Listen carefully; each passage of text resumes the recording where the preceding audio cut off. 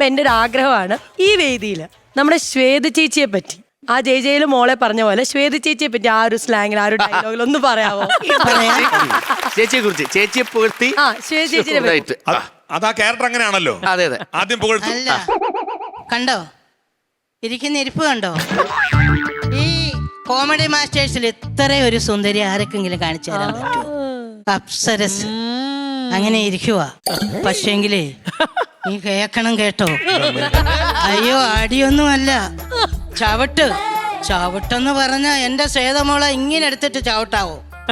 ഇവിടുന്ന് ചവിട്ടുകൊണ്ട് എന്റെ നോബിമോൻ തെറിച്ചു വീണതങ്ങ് അപ്പുറത്തെ റോഡിലാണ്.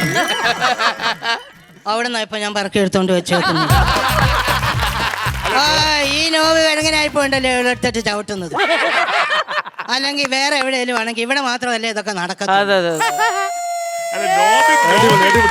ഹായ്, എന്നാ വിശേഷം? നല്ല വിശേഷം. അഭിനയിച്ചിട്ട് എങ്ങനെയുണ്ട്? എനിക്ക് ഇഷ്ടപ്പെട്ട്.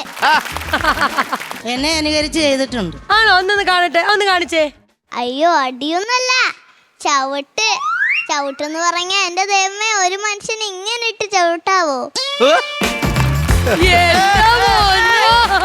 അടിപൊളി. അടിപൊളിയായിരുന്നു കേട്ടോ. അടിപൊളി.